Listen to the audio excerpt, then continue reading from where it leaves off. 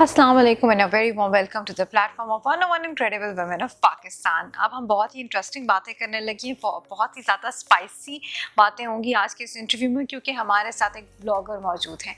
आपको पता है, जब भी हम ब्लॉग्स की बातें करते हैं तो obviously we are going to talk about so many things, क्योंकि इनका जो विजन होता है और ये जो एनालाइज करते हैं डिफरेंट जगहों को, प्लेसेस को, मूवीज़ को, रेस्टोरेंट्स को, एक डिफरेंट ही एंगल होता है और वो बहुत मज़े का होता है, क्योंकि बहुत सारी ऑडियंस को इन्होंने अपने साथ क्लिंक करना होता है। तो हमारे आज की गेस्ट का नाम है राबिया शकीब, जो कि बहुत बड़ी ब्लॉगर भी हैं, साथ ही साथ वो सोशल मीडिया इन्फ्लुएंसर हैं।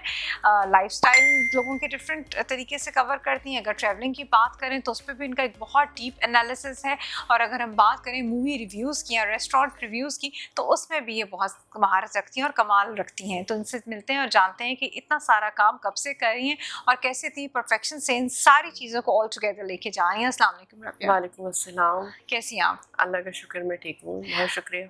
अच्छा रफ़ा, जब मैं आपके बारे में जितना भी मैं जानती हूँ और जितना मैंने आपके बारे में सुना है और आपके बारे में जितना मैंने प्रोब किया, उससे मुझे ये पता चला कि आप डिफरेंट आप तो बहुत अरसा रहे हैं यूएई में, और वहाँ आप जहाँ गई हैं आपने वहाँ अपनी चीज़ों को एनालाइज किया है और आपने बड़ी ऑब्जर्वेशन के साथ एक डिफरेंट एंगल के साथ उन चीज़ों को प्रमोट किया है।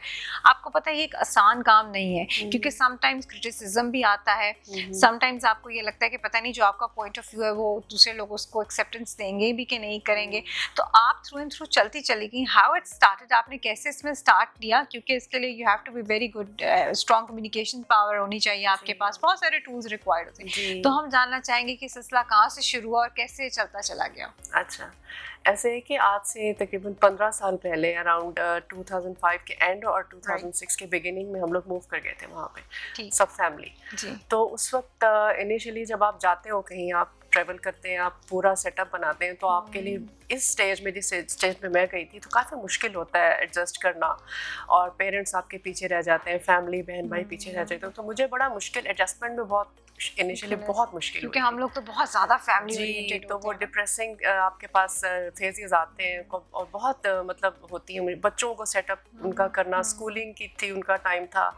तो उसके बाद with the passage of time तो मुझे फिर यही था कि मुझे सबने समझाया, फ्रेंड्स ने भी, और वहाँ पे भी इस स्टेज में फ्रेंड्स एकदम से तो बनती ही नहीं, बिल्कुल ऐसे ही है। तो फिर मुझे ये समझाया कि आपको खुद से, क्योंकि मैं यहाँ जब रहती थी आई वाज हाउस वाइफ, ठीक है, बिल्कुल होम मेकर, बच्चों को पालना, और मैं कभी मैंने घर से बाहर, सरप्राइज बाय द वे, कि हाउस वाइफ थी और एक बिल्कुल ही ऐसी पब्लिक पर्सन। आपको पता है हमारा कल्चर भी ऐसा है, और आज से 15 साल पहले तो कुछ और भी थोड़ा सा पीछे, कि लड़कियों का, औरतों का काम करना ठीक है था, बट हमारे घरों में जैसा मैं मतलब एक माइंडसेट होता है कि बच्चे और उनको जॉब नहीं करनी है, बच्चों को देखना है, और जॉइंट फैमिली है तो फिर तो बिल्कुल ही आप जॉब्स की भी लिमिटेशंस होती हैं, टीचिंग कर लो, एग्जैक्टली, और फिर आपको स्पेस मिलना मुश्किल होता है कुछ सेटअप्स में। राइट। वहाँ जब मैं गई हूँ तो मैं ये कहूँगी कि मेरा वहाँ जाना शायद मेरे लिए लकी इस तरह से साबित हुआ कि मैंने घर से बाहर कदम निकाला, क्योंकि अपने डिप्रेशन को ओवरकम करने के लिए, अपने आप को एडजस्ट करने के लिए, क्योंकि मुझे पता हम लोग यहीं आ गए हैं और मुझे यहीं पे अपने आप को सेट करना है। तो फिर सबसे पहले जो मेरा सबसे पहला काम ये था कि मुझे, क्योंकि कुकिंग आती थी,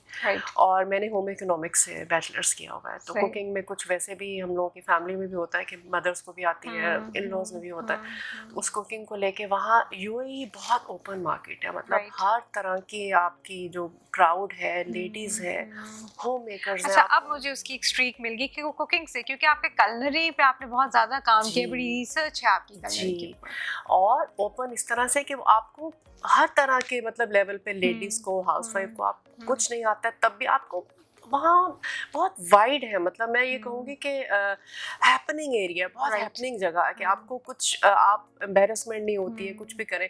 कुकिंग कॉम्पिटिशन्स वहाँ उस ज़माने में बहुत होते थे, तो मैंने कुछ एक आध पब्लिकेशंस, मेरी एक फ्रेंड थी, उससे कनेक्शन मिला तो वो she was doing on ARY, जियो और ARY बोथ। पहले वो जियो पे थी, उसके बाद शी स्विच टू ARY, और वो कुकिंग शोज करती थी। जब उन्होंने मेरी कुकिंग ट्राई की, आना जाना हुआ, तो फिर ये था कि उनको लगा कि लगा नहीं, एक्चुअली उन्होंने मुझसे पूछा कि आपको कैसा लगेगा अगर आपको मैं टीवी पे एयर वाइपर आपको या जियो पे आपकी थोड़े से कुछ स्लॉट जो होते हैं आपके क्लिप्स चला दें आपके, तो मैं तो हम लोग तो बिल्कुल इस तरह के हमारे घरों में ऐसा था ही नहीं। तो मैंने हस्बैंड से बात की है तो उनको भी बुरा लगा कि नहीं ये तो नहीं होता ऐसे, लेकिन मेरे दिल में वो बात रह गई। और फिर वही जो लेडी है शी वाज इन मार्केटिंग, एक कंपनी को रन कर रही थी और मार्केटिंग हैंडल कर रही थी उस कंपनी का, और कुकिंग कॉन्टेस्ट बहुत कराती थी। मैंने उनके बैक टू बैक कॉन्टेस्ट किए और बिलीव में जीता मैंने फर्स्ट सेकंड बहुत ज्यादा। यानी हम लोग घर से निकल के जाएं और आपको घर में थी, इनिशियली डिप्रेस भी थी और अब जर्नी हैज स्टार्टेड। तो मुझे बहुत अच्छा लगा वो जब मैंने, मेरी पहली विन थी एक, मैंने गूगल से देखकर ही बनाया थोड़ा सा। उससे पहले मैंने एक ईद से रिलेटेड एक डिश बनाई थी, डिजर्ट बनाया था, वो जियो पे नादिया खान शो में मेरा एयर हुआ था। राइट। वहाँ पे एक डिश है उमाली। राइट।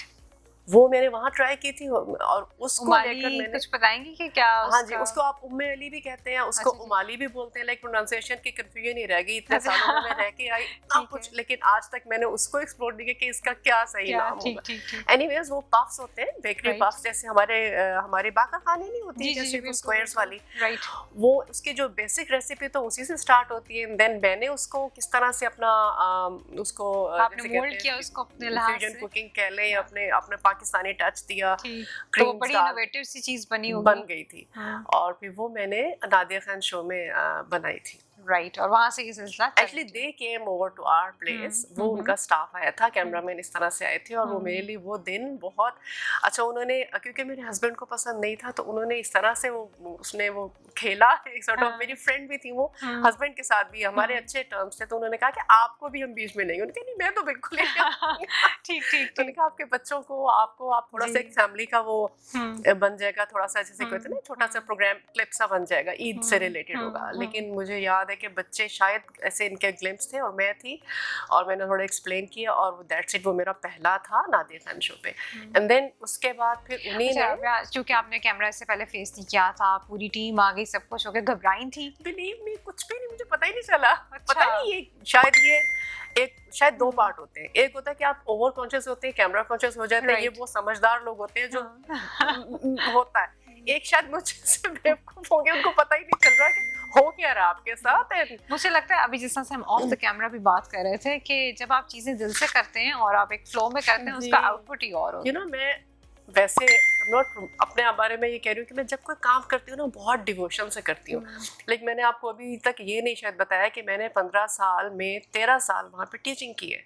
ओह ग्रेट जी। और मेरी बहुत अच्छी पोजीशन वहाँ पे बन गई थी, मेरी टीचिंग में बड़ी एक वो थी, बल्कि मेरा मेन आप टीचिंग करी थी वहाँ, आपको मल्टीटास्किंग की, यू आर सुप्रीमली टैलेंटेड, सब कुछ ठीक जा रहा था। फिर पाकिस्तान आने का आपने क्यों, मतलब एकदम से कैसे? आपको बड़ा डिफिकल्ट है? ऐसा है कि मैं बहुत अच्छी सेटल थी, फैमिली भी माशाल्लाह से बहुत, कुछ होता है ना कि आपका एक जगह से, जैसे कहते हैं कि रिस्क खत्म हो गया या आपका सेटअप अब चेंज हो गया, यहाँ से हस्बैंड का बड़ा अच्छा काम चल रहा था, तो ऑल ऑफ अ सडन, मतलब not all of a sudden, मतलब स्लोली एंड ग्रेजुअली हमें समझ तो आनी शुरू हो गई थी, लेकिन ये कि एकदम छोड़ा भी नहीं जाता, अब इतने साल से बेस आपकी बन चुकी है। तो बस फिर वो सिचुएशन कुछ ऐसी हुई कि हस्बैंड को भी आना था, and I have grown up kids, तो मैं कहूँगी but those are grown ups, माशाल्लाह से बच्चे बड़े हैं, तो उनका भी एक फेज है कि उनकी स्टडीज हो गई, अब उनको अर्निंग वाला स्टेज है, तो सब कोई फिर वहाँ पे सेटल नहीं हो पा रहा था। तो मैं लेकिन राबिया आप वहाँ बहुत सेट थी, मतलब बिल्कुल आप बता रही हैं कि आप यही सोच के मैं रोज मेरा अपने काम को एंजॉय भी बहुत कर रही, बहुत ज़्यादा। देखिए मैं टीचिंग मेरी होती थी 2:30-3 बजे तक, उसके बाद I used to come back home, और बहुत टाइम ऐसा होता है, मेरी गाड़ी एक चलता फिरता घर था, छोटा घर, सेकंड आपका मोबाइल सा घर था, और उसमें पीछे मेरे पास क्योंकि मैंने जो ज़्यादातर जॉब की है वो लोकल्स के, अमेरिकन लोकल स्कूल्स में जॉब की है, तो वो उसमें आपको लाइक अब आया कवर करके कुछ कंडीशंस होती हैं, तो मेरा अबाया होता था स्कूल में, एंड देन आपकी उसके बाद जो इवनिंग इवेंट्स होती हैं वो मोस्टली ये था कि आपको ड्रेस कोड फॉलो करना होता है, वेस्टर्न ड्रेस होता है, कभी आपकी कुछ बहुत हाई इवेंट्स ऐसी होती हैं, गवर्नमेंट इवेंट्स में मैंने बहुत, मीडिया में मेरा लिस्ट में नाम था, तो they used to invite me for बहुत high profile government events coverage के लिए, तो फिर मुझे उसके अकॉर्डिंग जब देखा कि माशाल्लाह आप इतना एक्सेल कर रही हैं अपने करियर में, फिर उनका क्या रिएक्शन था? नहीं, फिर तो सब एडजस्ट हो गया, सब ठीक हो गए थे उसके बाद, क्योंकि उन्होंने ये भी देखा कि ये सेट नहीं हो पा रही है, क्योंकि यहाँ उसको कोई रिलेटिव नहीं है, फ्रेंड नहीं है, अकेले रहना भी मुश्किल है, बच्चे स्कूल होते हैं, देन आफ्टरवर्ड्स घर कितना मैनेज, उसके बाद वहाँ घरों का ऐसा सेटअप भी नहीं होता है, खुद ही करना है, कर लिया, दैट्स इट। तो फिर एडजस्ट हो गए थे सब। अच्छा, राबिया, पहला आस्क यू, टीचिंग और कुकिंग और ये जो आपकी ब्लॉगिंग है, व्हाट डू यू थिंक, इन दोनों में से कौन सी चीज़ आपको ज़्यादा बेहतर लगी और कौन सी आपकी हाँ ये मैं अपने साथ थ्रू एंड थ्रू लेकर चलूँगी, इसके बगैर मैं रह सकती हूँ? वेल देखें, टीचिंग ये था कि मुझे शुरू में हम लोग बहुत अच्छे हालात में जाकर सेट हुए थे, और माशाल्लाह से यहाँ भी घर था हमारा, वहाँ भी बहुत स्ट्रॉन्ग और स्टेबल हो गए थे। इनिशियली मुझे टीचिंग की ज़रूरत नहीं थी। With the passage of time, to be very honest, हालात कुछ ऐसे होते चले गए कि वो जो एक पैकेज आपको एंड ऑफ द मंथ मिलता था, वो आपकी बहुत बड़ी अट्रैक्शन बन गई। और फिर मुझसे वो छोड़ा नहीं, बस फिर वो बड़ा ही ऑनेस्ट आंसर है। जी, फिर वो ज़रूरत बन गई। अब टीचिंग जो थी वो मेरी ज़रूरत थी, और अट्रैक्शन ये थी कि end of the month you are like ठीक है।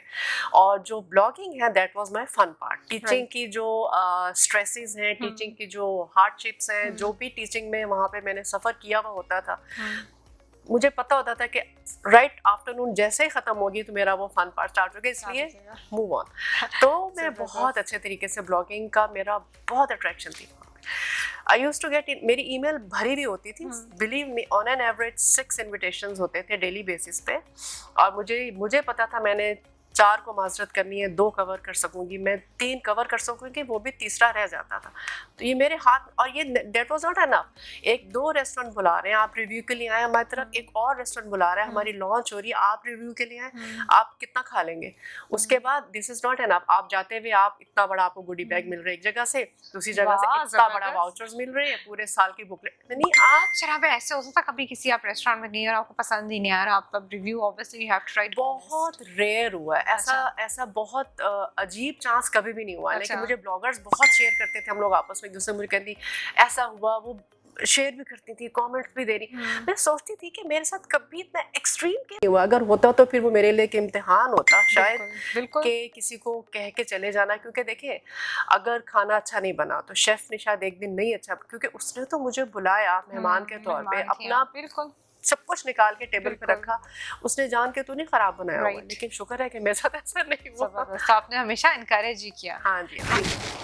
शराबिया, आपका कोई मैसेज हो हमारे यूथ के लिए, क्योंकि आपने बिल्कुल ज़ीरो से स्टार्ट किया और आपने फिर आगे इस चीज़ में खुद अपने ओन पर बहुत एक्सेल किया, तो हमारा आपको मैसेज देना चाहे हमारे यूथ के लिए? जी बिल्कुल, यही है कि आप, एक तो पहली बात, आप मल्टीटास्किंग कीजिए, आप कभी भी फारिग नहीं बैठिए। आप ये मत सोचिए कि आपको, देखें हमारे यहाँ जॉइंट फैमिली सिस्टम है, हमारा कल्चर अब तक चल रहा है कि मैं देख रही हूँ कि आपको लड़कियों को स्पेस नहीं दी जाती है। हस्बैंड को ये होता है कि मुझसे आगे नहीं निकल, बिल्कुल ऐसा ही है। ये बात जो है लड़की के लिए, कभी भी आप उसको आगे बढ़ने के लिए इनकरेजमेंट नहीं मिल सकती इस पर। लेकिन आप जो आपको काम मिलता है, जिसमें आपका थोड़ा सा भी आपको आपके पास है उसका करने के लिए, तो आप प्लीज़ उसको कीजिए, आगे बढ़िए। मल्टीटास्किंग मैं अपने बच्चों को कहती हूँ कि आपको एक काम आप कर रहे हो ना, तो why don't you carry on with this also. तो वो कहते हैं मम्मी ये मैं कर नहीं, तो why not this also, why not that also. 3-4 काम करें, आपकी एज है, जब तक आपके हाथ पांव चल रहे हैं ना, keep doing and keep going, क्योंकि एक टाइम आएगा फिर आप में उठने बैठने की सारे डिशेस टेस्ट कीजिए, ये भी टेस्ट कीजिए, वो भी कीजिए, वो भी कीजिए, और एंजॉय करें, और एंजॉय इस तरह से करें कि आप अर्न भी करेंगे उसमें से, आपका प्रोफाइल स्ट्रॉन्ग होगा। पूरी डिवोशन से करें, साफ नीयति से करें, एंड आई थिंक जब आपकी नीयत साफ होती है ना, जरूर रास्ते खुलते हैं, चल जाते हैं काम में। ब्यूटीफुल। ये थी राबिया जिन्होंने हमें एक ब्यूटीफुल मैसेज दिया कि आपने एक नियति के साथ काम करें, and you have to be multitasker. तो इसी के साथ हम अपने इस प्रोग्राम को रैप अप देते हैं, और हम फिर मिलेंगे आपके साथ किसी और बड़ी इन्फ्लुएंसिंग स्टोरी के साथ। Thank you so much.